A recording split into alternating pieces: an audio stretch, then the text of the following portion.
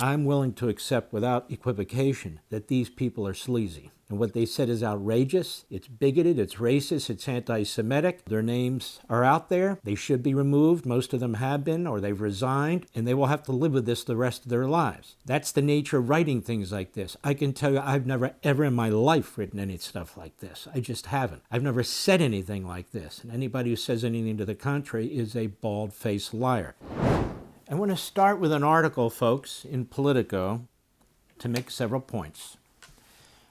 So bear with me. I'm not going to read the whole thing because it's quite extensive. The headline tells you a lot. Quote, "I love Hitler," unquote, leaked message expose young Republicans' racist chant. New York, leaders of young Republican groups throughout the country worried that what would happen if their Telegram chat ever got leaked, but they kept typing anyway. They referred to black people as monkeys and the watermelon people, and mused about putting their political opponents in gas chambers. They talked about raping their enemies and driving them to suicide, and lauded Republicans who they believed support slavery. William Hendricks, the Kansas Young Republicans vice chair, used the words NGA and NGUH, variations of a racial slur, more than a dozen times in the chat. Bobby Walker, the vice chair of New York State Young Republicans at the time, referred to rape as epic. Peter Junta, who at the time was chair of the same organization, wrote in a message sent in June that, quote, "everyone votes no is going to get the gas chamber," unquote. Junta was referring to an upcoming vote on whether he should become chair of the Young Republican National Federation, the GOP's 15,000-member political organization for Republicans between the ages of 18 and 40. Quote, "I'm going to create some of the greatest psychological torture methods known to man. We only want true believers," he continued. And then they show two members of the chat responding and their texts and so forth. Quote, "Can we fix the showers? Gas chambers don't fit the Hitler aesthetic."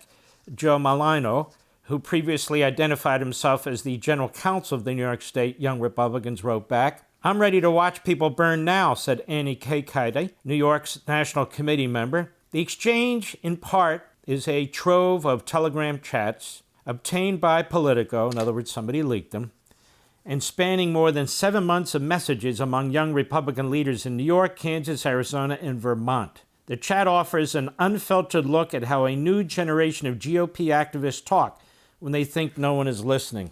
Let me stop there. I'm not willing to accept this total smear of an entire generation of Republicans, which is what Politico is doing. I'm willing to accept without equivocation that these people are sleazy. And what they said is outrageous, it's bigoted, it's racist, it's anti-Semitic. Their names are out there. They should be removed. Most of them have been, or they've resigned, and they will have to live with this the rest of their lives. That's the nature of writing things like this. I can tell you I've never ever in my life written any stuff like this. I just haven't. I've never said anything like this, and anybody who says anything to the contrary is a bald-faced liar. That said, I want to make a bigger point soon. Stick with me. Since Politico began making inquiries, one member of the group chat is no longer employed in their job, and another's job offer was rescinded. Prominent New York Republicans, including Representative Elise Stefanik and State Senate Minority Leader Rob Ortt, have denounced the chat, and festering resentments among young Republicans have now turned into public recriminations, including allegations of character assassination and extortion.